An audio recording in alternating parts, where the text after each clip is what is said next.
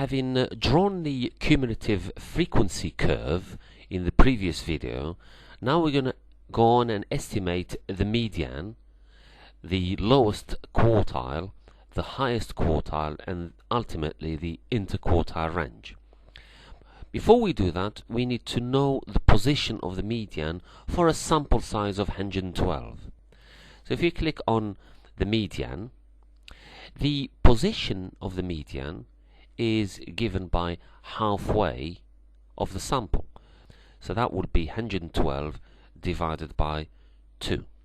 So the position of the median is the 56th position out of all these data. The lowest quartile is given by a quarter of the way of the sample. So that would be B10 divided by 4. That's the lowest quartile.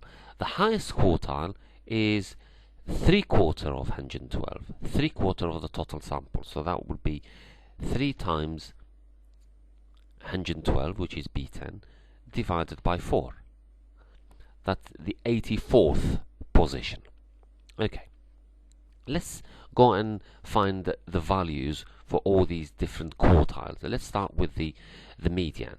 Now the median is the 56th position.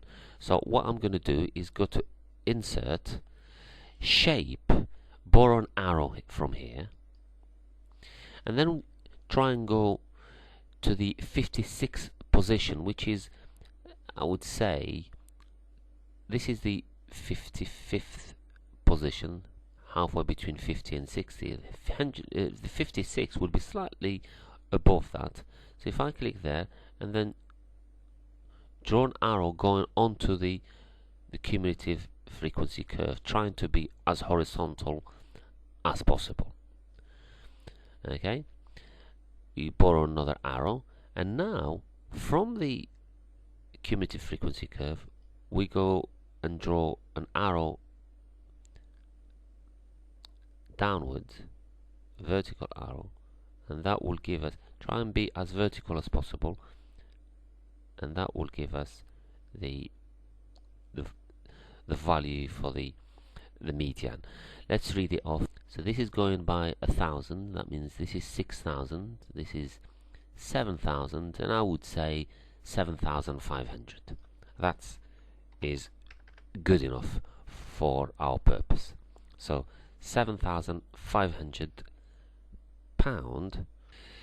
If I want to calculate the lowest quartile, I'm going to borrow an arrow again, and then I go to the 28th position. So the 28th will be somewhere just below 30. That would be this position here, and then I borrow another arrow to drop down, and that would be about 4,000, let's say 4,200. 4,200.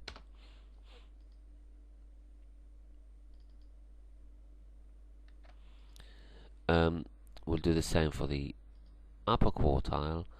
That's the 84th position, which is around about here. If I go to the line, which is there, borrow another one going downward towards the horizontal axis, and that should give us roughly about 15,200.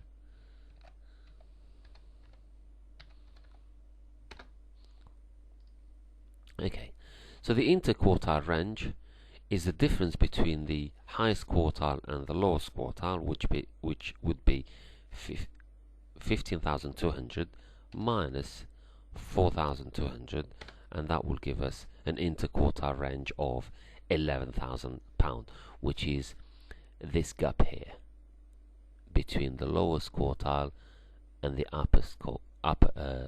highest quartile, or the upper quartile. So that will end our video.